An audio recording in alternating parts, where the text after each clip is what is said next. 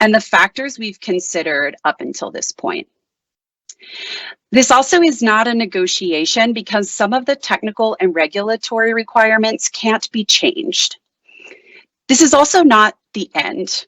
This is just a launching point in the project, and there are plenty of opportunities where your input can influence our direction, even if it doesn't determine the final outcome. That being said, I want to let you know what engagement on this project is. It is about transparency and communication and providing you all with opportunities for questions and conversations, just like we're doing here today. It's also about listening and really hearing your feedback and your concerns so that we can continue through early and ongoing communication alongside you all to make sure you're informed about the project. At the end of the day, we live here too, as Colorado Springs Utilities employees. We care about being good neighbors, and that means listening and providing space for discussion and showing up with integrity like we're trying to do this evening. Now that we've talked a little bit about the overall expectation of engagement in this project, I just want to set some further expectation for our meeting today. Even though today's meeting is more one-directional, we are presenting and taking questions and writing, we want to keep it as meaningful and respectful for everyone as possible. So we ask that you keep the following things in mind. We do want you to be present as much as possible and minimize distractions so that you can be engaged and really gain something from the content delivered today. We hope that you'll listen to understand and try to hear what we're sharing before reacting with a question. We also want you to try to test your own assumptions and your preconceived notions of what you thought prior to coming to this meeting today. And really ask questions and focus on the shared and viable information that's being presented. We ask that you assume positive intent and trust that we and the others involved in this forum are here and want to contribute in good faith. And finally, just sharing the air or the chat. We use the chat space, and we ask that you do that thoughtfully and make sure that there's space and time for others to participate as well. So now that we've laid some groundwork and shared a little bit about our intention and purpose here today, let's go ahead and introduce who we are as an organization. Colorado Springs Utilities is your utility. We're proud to have served this community for over 100 years, providing safe, reliable, and competitively priced utility services. We're also one of few municipal utilities in the nation that offers all 4 core services: electric, natural gas, water, and wastewater. And that full service model gives us a more complete picture of our community's needs and helps us to be more strategic in how we plan for our future. Let's take a little bit of a closer look at how our structure gives you all direct connection to the people making decisions about your utility service. Our city council members also serve as your utility board members. This means that if you're a resident of Colorado Springs, you're just 1 degree of separation away from the decisions that impact your utilities. As a not-for-profit, we only charge what it costs to provide services, and this model really helps us keep our rates low while giving us the flexibility to manage our resources responsibly. And we live here too. We work here too. We raise our families here, and we really do care about giving back. In 2024 alone, our employees volunteered more than 18,000 hours and contributed over $158,000 to local nonprofit organizations. It's a part of how we live our commitment to service. Now that you know a bit more about who we are, I'm ready to introduce you to our energy system, how our energy system works, and how it's continuing to evolve. This is a quick snapshot of our energy system overall, from generation, where we create that energy, and we'll talk a little bit more about how that happens, to the transmission, how we carry that energy long distances, to our distribution stations and substations that power that down to a level that we carry then through distribution lines, to transformers, service lines, and eventually to you. We currently have a diverse mix of 5 different energy sources that support our electric generation. The first category is thermal generation, which includes natural gas and coal. And then we have renewable generation, which includes our hydroelectric facilities, wind farms, and solar arrays. And then finally, we also have market purchases, which help fill in the gaps and save our customers money when we can purchase energy for less than it costs us to generate it, or when we sell energy back to the market when we're generating more than we need in that moment. If you could just guess what the generation capacity of our electric system is, do you have a figure in mind? I know it's hard. How much do you think that we even need as a community? So in the summer months, our total generating capacity is around 1,026 megawatts. Last year, we hit our record peak demand of 1,011 megawatts. Not a lot of difference between those two numbers. Our system really has to be flexible enough to respond to our growing demand for electricity. And so we have to plan ahead to make sure we can meet those peaks without sacrificing our award-winning reliability. And that really is the role that this Horizon Utility Campus is playing to meet that need. One of the ways that we meet our community's energy need is through thermal generation with our plants that use fuel like natural gas or coal. These facilities are strategically located across our service territory and serve different roles depending on their unique capabilities. Our Birdsall Power Plant, located up on North Nevada Avenue near UCCS, University of Colorado, Colorado Springs, was originally designed as a steam power plant, and all of the units today can burn either natural gas or diesel fuel. Birdsall is not used for baseload energy. It is really there to support peak demand, which is the same role that the new natural gas generators at Horizon will serve, but with better efficiency and fewer emissions.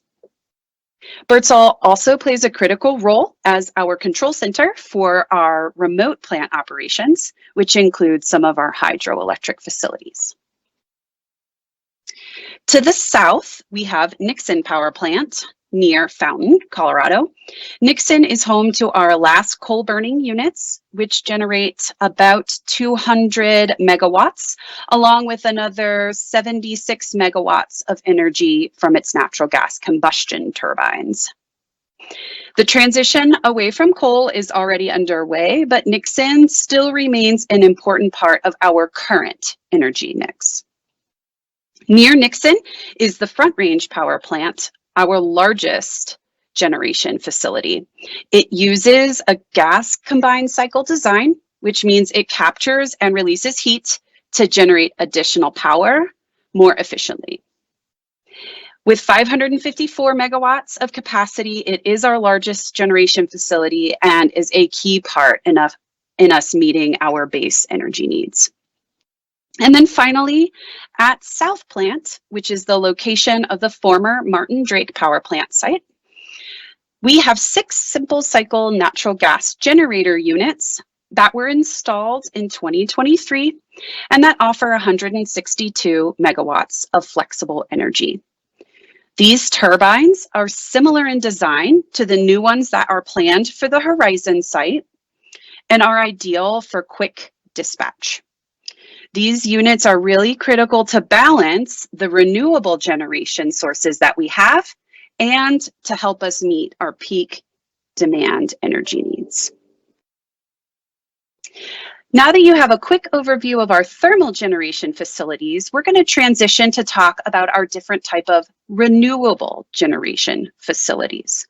First, our hydroelectric generation, which is one of our cornerstone pieces of the electric system that's been a part of Colorado Springs utilities for over a century.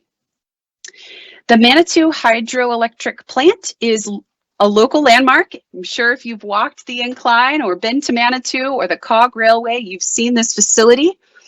It once had the highest pressure head in the world when it was built. Not far from there, the Ruxton hydroelectric plant sits along the Cog Railway, and it uses water from the Lake Moraine Dam.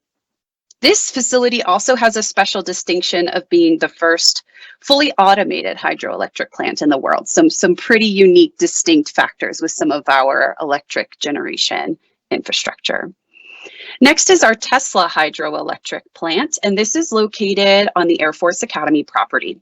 It gets the water that runs through the facility from Rampart Reservoir, and it is also another generation facility used to help us meet peak demand. It is currently operated remotely from the Birdsall plant, like we mentioned before. And our most recent addition to the hydroelectric plant family is Cascade Hydroelectric Plant. And this was completed in 2010 as a part of our 2004 Electric Integrated Resource Plan. It uses water from the old North Slope, and it has enough megawatt power to power about 530 properties. So these hydro plants are helpful support for our renewable goals, but they also offer a lot of flexibility and reliability without any fuel costs and without emissions. The rest of our renewable portfolio is in solar arrays and wind farms. And these renewables play a growing role in our system, and they're helping us diversify our energy supply. We are required to source at least 10% of our retail electricity from eligible renewable energy sources, and that's a part of the Colorado Renewable Energy Standard. We currently meet and exceed that requirement with more than 20% of our portfolio today coming from our renewable resources like wind, solar, and hydro.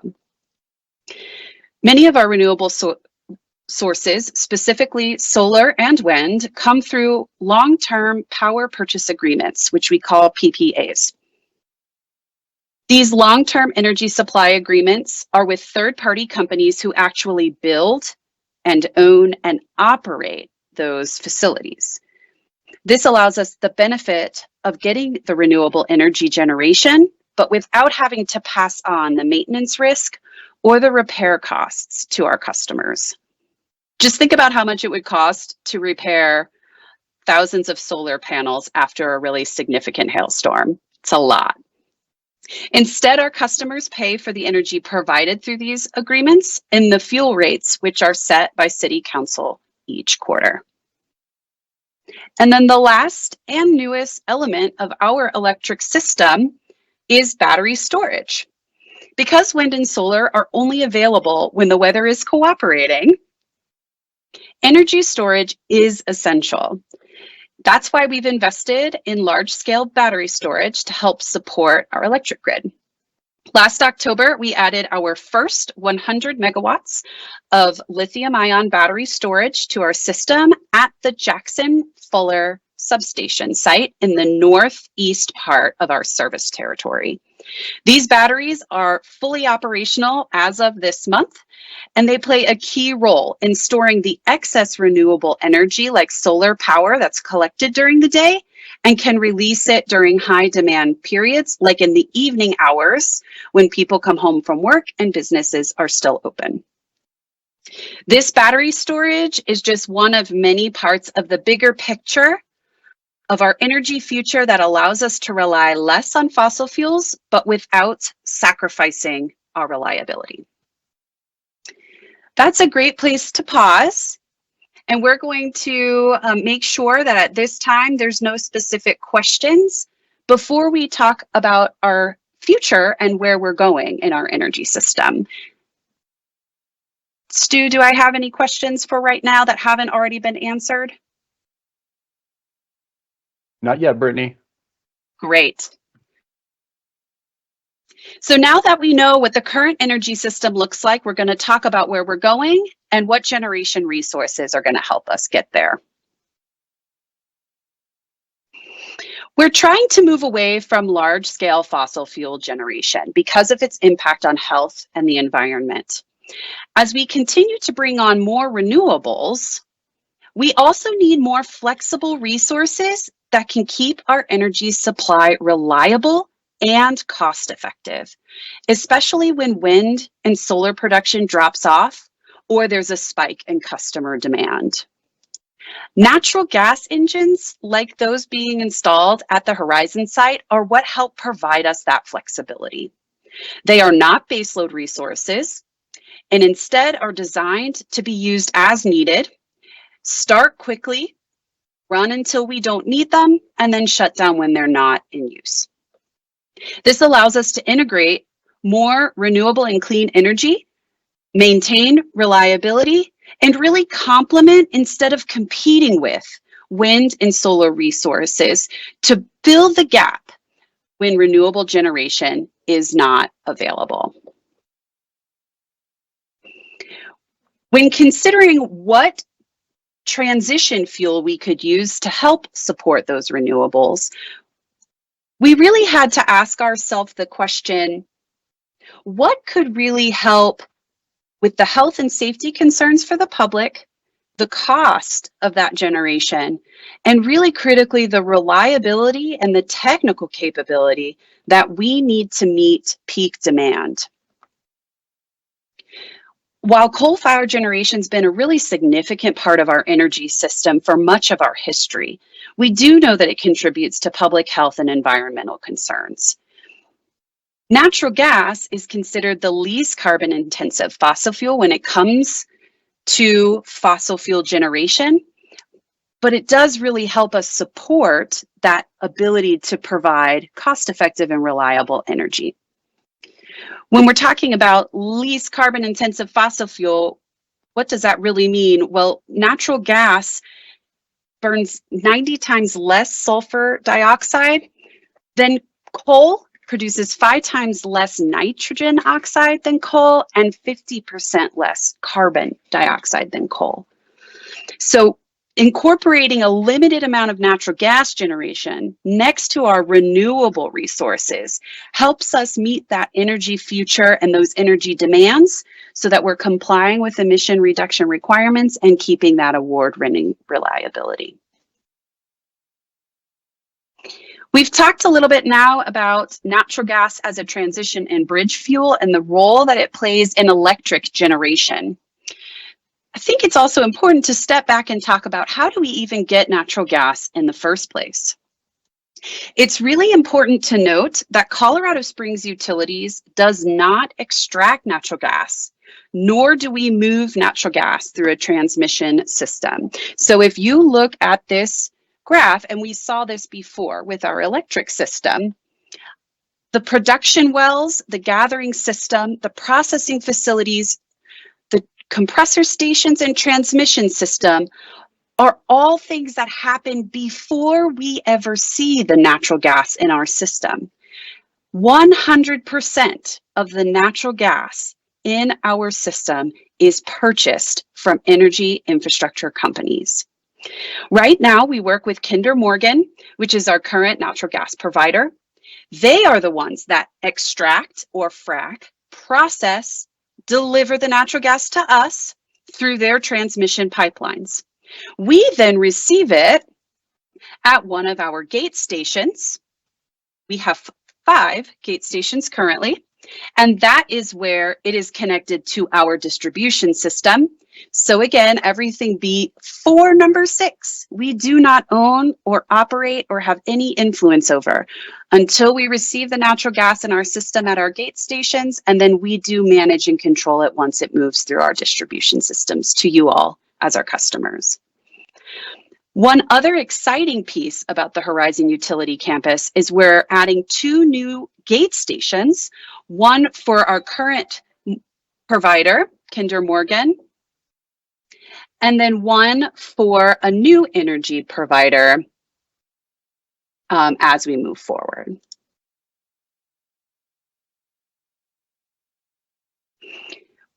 When we are thinking about natural gas as electric fuel, it's important to know we get the natural gas, purchase it, and it's delivered to our gate station. And once it's there, we repressurize it. We add in an odorant called mercaptan, which is that rotten egg smell, so that it's detectable in case there's a leak. We then push that natural gas through our distribution system.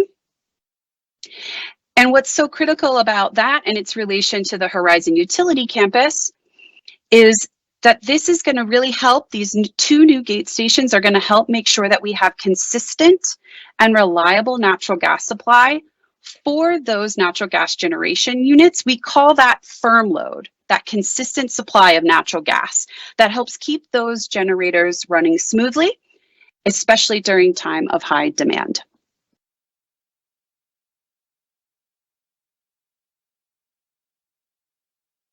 In addition to the Horizon Utility Campus, there are several other projects underway that are located in very close proximity to the Horizon site, and they are critical to support this transition we've been discussing about our energy future. These projects, which are taking place, that I want to draw your attention to specifically because they will directly impact, in part, the same community areas as the Horizon project. The first is the Downtown Military and Gas Resiliency Project. I've mentioned the two gate stations that will be added to the Horizon Utility Campus. That is in direct connection to the Downtown Military and Gas Resiliency Project. That project is going to ensure that consistent natural gas supply to the generators at Horizon and at South Plant, but it's also going to provide additional redundancy to our natural gas distribution system. Another important project that's in proximity to the Horizon campus is the Eastern Wastewater Expansion Project. That is going to be expanding infrastructure in the eastern part of our service territory for wastewater. It's also critical to help safely route discharge from the Horizon site through the wastewater system to make sure that we're protecting surrounding groundwater and the environment. If you have other questions or would like more details about these particular projects or any of the other projects you see on this slide that I haven't called out specifically, you can visit csu.org. And at the top of the webpage, there is a Building the Future tab with further detail. Okay, this is another great opportunity for a pause just to make sure we're not leaving any questions behind. Stu, do you mind confirming for me if there are any questions that haven't been answered yet? No questions at this time. Great. So this is what you came for. Let's go ahead and dig in to the Horizon Utility Campus. So we reviewed the electric system and how it operates. We've highlighted how both thermal and renewable generation sources work together to meet the current energy needs of our community. We also have a good understanding of our generation capacity right now, as well as the amount of energy that we're using. Finally, we've realized that we have a need for additional generation, but specifically a source that is reliable, but also safe for the community, works alongside our renewables to support our transition to a cleaner energy future, and that can meet that peak demand, which is especially during the hours of 5 to 9 p.m. on weekdays. Enter the Horizon Utility Campus. This campus is designed to support utility infrastructure for all 4 services in the eastern part of our service territory. The site is 160 acres that are located southeast of the Colorado Springs Airport. There is already an existing electric substation called Horizon Substation at the site, and that was made operational in 2024. In addition to that substation, we are planning to add those 2 new natural gas gate stations we've discussed, 100 megawatts of additional battery storage, 10 natural gas generating units to provide up to 400 megawatts of electric capacity, and a future service center. Most of the questions and really concerns are focused around those natural gas generators. So we're going to spend some time digging into the specifics of these units. and hopefully answering some of your questions. These natural gas generators, as a reminder, are not base load generation. They are intended to what we call follow or support other generation sources, specifically renewable sources like wind and solar. This really helps us ensure the reliability of that energy supply when the sun isn't shining or when the wind isn't blowing. And it helps us also meet that peak demand from that 5 to 9 p.m. timeframe on weekdays. Some important details about these generators. They will not be taller than any of the current electric infrastructure at the Horizon substation that is there right now. The generating units, including the stacks, are shorter than all of the poles that are currently on the site now. These generators use top-tier controls that help us control emissions even further. And there are two types of post-combustion controls. The first one is a selective catalytic reduction, and that is meant to control nitrogen oxide emissions. The second is an oxidation catalyst, and that is meant to control or reduce the carbon monoxide and the volatile organic compound or VOC emissions. These units, another really interesting fact about them, as we're looking forward to our energy future, these units are hydrogen capable. So as hydrogen technology becomes more abundant and becomes a part of the energy future, we can modify these units to be compatible with hydrogen. Also, one of the natural gas gate stations that we are adding and the pipeline connected to that will also have hydrogen capability. So we're investing in infrastructure now that has the ability to translate with new energy technologies of the future. One question we received from you all, our customers, is around the difference of the simple cycle turbine versus the combined cycle turbine, specifically for these units. Why did we choose simple cycle turbines versus combined cycle turbines? The simple cycle turbines are used really for that load following application, meaning when we need a generation source to support other generation sources like renewables, the simple cycle turbines make the most sense because they have a much shorter dispatch or ramp rate, meaning that we can bring them online much more quickly in about 10 minutes. That rapid response is really what makes them be flexible and more suitable for intermittent energy needs. And that's really the hole that we're hoping to fill with these generators at this facility. Also, from an emissions perspective, the simple cycle turbines produce lower nitrogen oxide and carbon monoxide emissions because they have that shorter ramp up time. The highest period of emissions is actually when these units are being dispatched or turning on and turning off.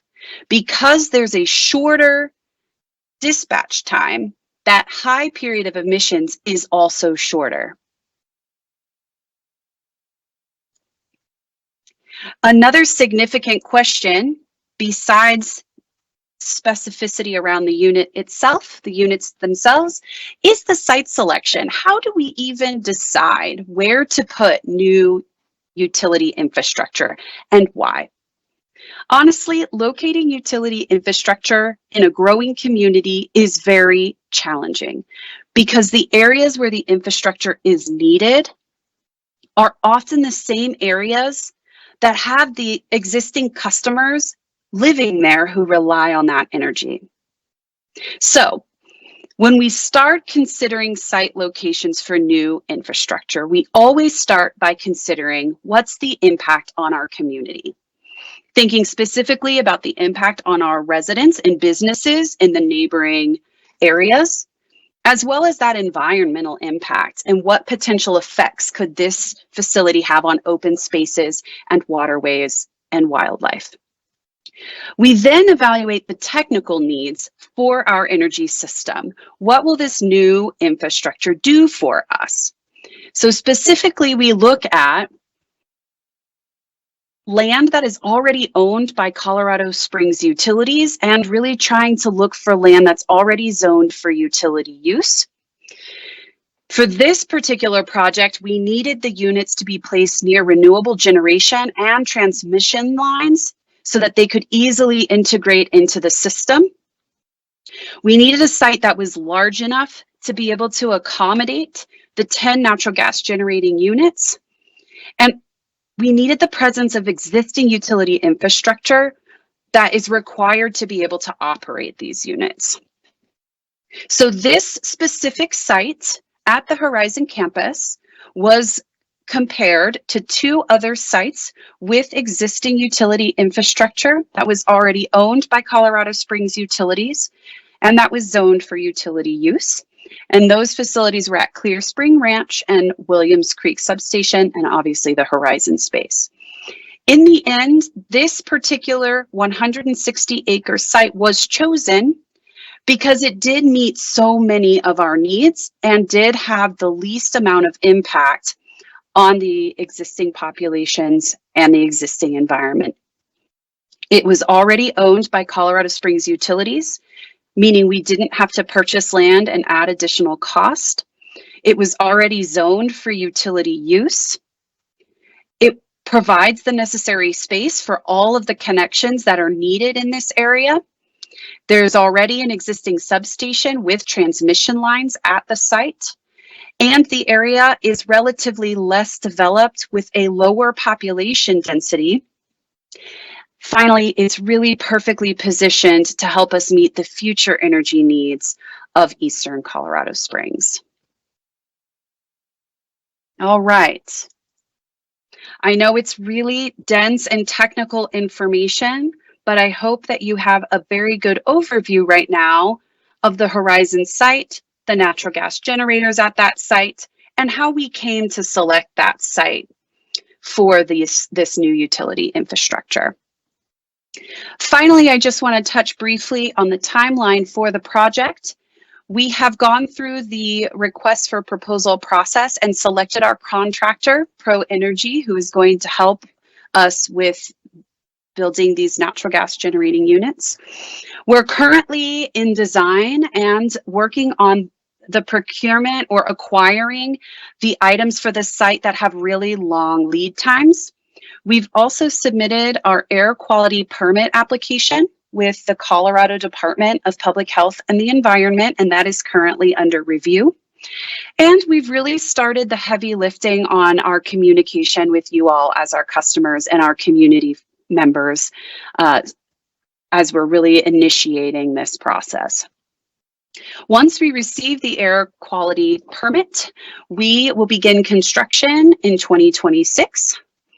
And we will really focus in 2027 on making sure that construction continues and all of the connected utility infrastructure pieces are complete so that we can commission the plant by 2028.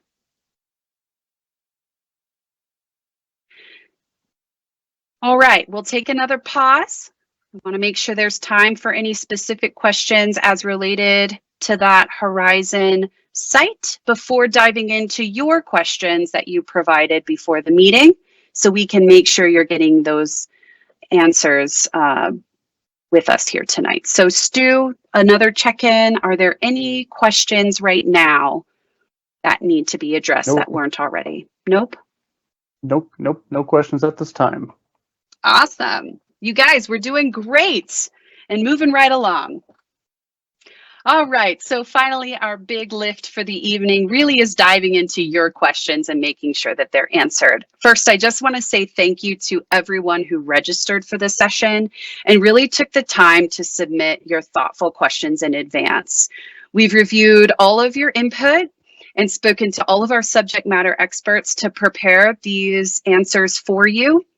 And really what we noticed in your questions is that 4 major themes emerge. So we want to walk through those in more detail with you. Those themes are air quality in your health, the financial impacts of this project, property value and property taxes, and then finally meeting legislative requirements.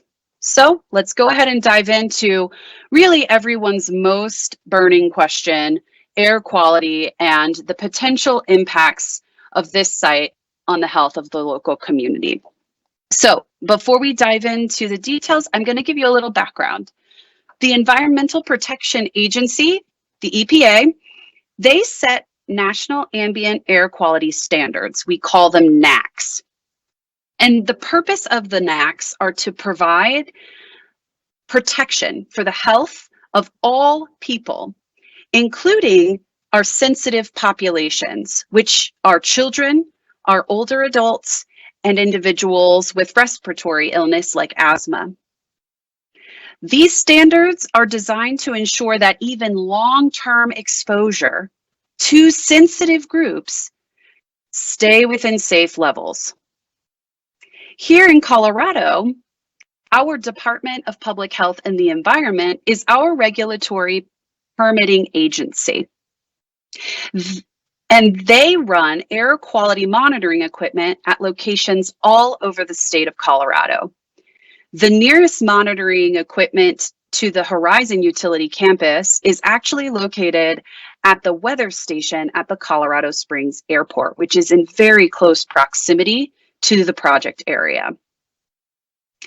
To assess the potential air quality impacts from the natural gas generators, our environmental team used modeling based on the data they collected from CDPHE's air quality monitors, specifically at the Colorado Springs Airport, as well as other monitors across locations from all over the state of Colorado.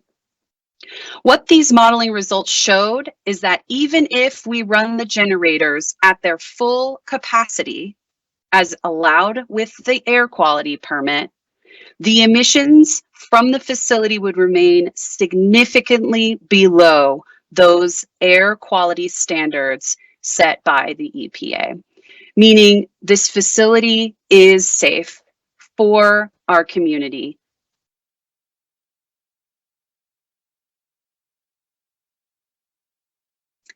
Now let's go ahead and transition to financial impacts and understanding how this could or couldn't impact customer rates. So back on November 12th, 2024, just last year, Colorado Springs City Council approved the 2025 budget, but they also approved a 5-year rate case. Factored into that 5-year rate case were several capital projects, and the cost of these natural gas generators was included as a part of that budget. What that means is that the natural gas generators are included in the 5-year base rates that are already being calculated into customer rates over the next 5 years. Now, I do want to make an important distinction here that the actual natural gas costs and the power that is purchased through the power purchase agreements, or the PPAs, which we discussed earlier, those are actually reflected in fuel rates, not base rates, and those fuel rates are set by City Council every quarter.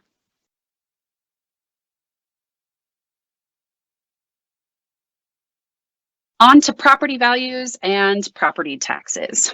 While we are absolutely experts in the utility industry, we are not experts in the real estate industry.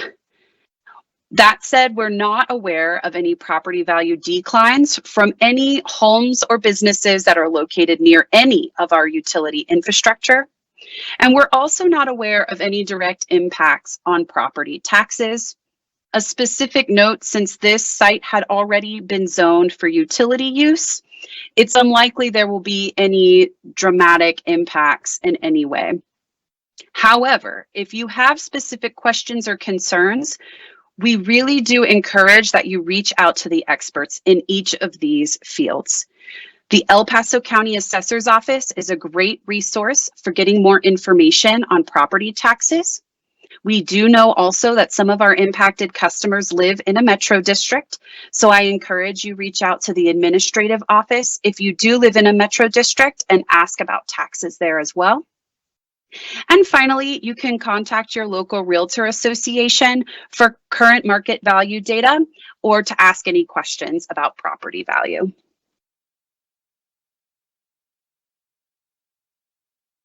And last but not least, what are our legislative requirements, and does this site impact our progress on our energy transition?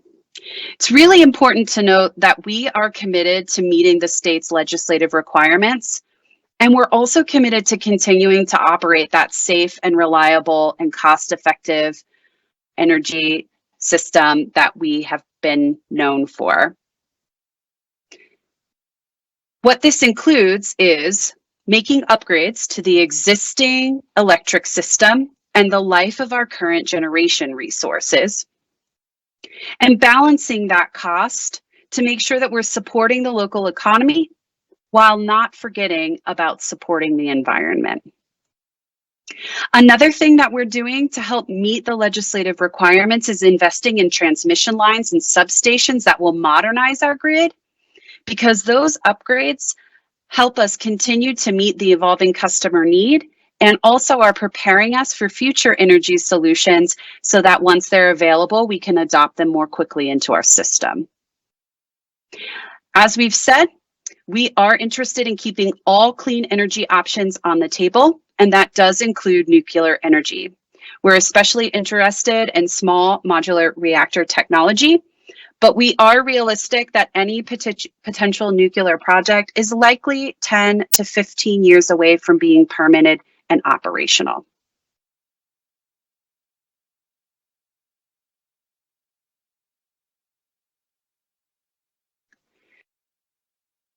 While we did really attempt to answer the questions that you all posed for us, we recognize that might not be enough. And so we want to remind you that there are many ways that you can continue to have conversations with us, specifically about the Horizon Utility Campus, as well as about anything related to Colorado Springs utilities or our infrastructure. We always encourage that you attend utility board meetings and utility policy advisory committee meetings. Those are public meetings and they do have virtual options if you're unable to attend in person. So please consider those, and you can find the information about those events on our website. We also are present across almost all social media platforms. So please do search for Colorado Springs Utilities and follow us there. You can reach out to our customer service line at 719-448-4800. But we also, specifically related to the Horizon Utility Campus, have our community engagement team, and you can see their number, the 668-7765. If you have specific questions about that site, you're more than welcome to reach out to the community engagement team, and they will be happy to answer those questions for you. To be honest, you'll probably get me. So if you want to ask me any questions, you can reach out. We will continue to have open houses. We offer classes. If you would like us to come and speak for any of your organizations, you can absolutely reach out to us, and we have a team that can help facilitate that for you. We also offer coffee and conversations at our Mesa Conservation Center on Mesa Road on the west side of Colorado Springs. And so you can check our calendar and events for when those dates are available. Finally, we do have on the Horizon Utility Campus website a public comment form where you can leave comment about this project, and we do collect those comments. We take them to our project team, and as we mentioned all the way in the beginning, we use that feedback to help us make decisions, and then we come back to you to show how those decisions and your input really influenced our direction. And then finally, anything you would like for us to know, that again, that phone number for community engagement or the engage@csu.org emails are great ways to submit some questions to us to have them answered. Awesome. So it seems like we do maybe have a question that I want to make sure we get answered. Stu, do you mind? Or Steve, have you already answered that question? Hey, Brittany. So yes, we do have a question, and Great. the question is, will the Horizon campus provide any new service options to additional customers not currently eligible for Colorado Springs Utilities electrical service? That is a great question. So the only way that we are able to provide any service, whether it is electric, natural gas, water, or wastewater, is if that community or those customers are annexed into the city of Colorado Springs. And there is a process for that. And predominantly it has to go through city council. So this particular facility at this time is specifically to serve Colorado Springs utility customers. And so if there's any sort of interest in that, it would require, a community coming together and going to city council to become a part of the city of Colorado Springs and thus served by our energy services. I love that. What other questions do people have? No other questions posted at the moment. All right. Well, I'll just start some wrap up comments, but please do reach out with a question if you have it in our final moments together. This really is the end of the presentation of information I have for you. I do want to thank you so much for coming and spending time with us. I know it's very difficult at the end of a long workday to show up and be present in a public process, but your thoughtful engagement really is critical to us. And we really understand that our decisions impact you and your homes and your future. And we take that responsibility seriously and want to make sure we're providing you as much context and information as we can.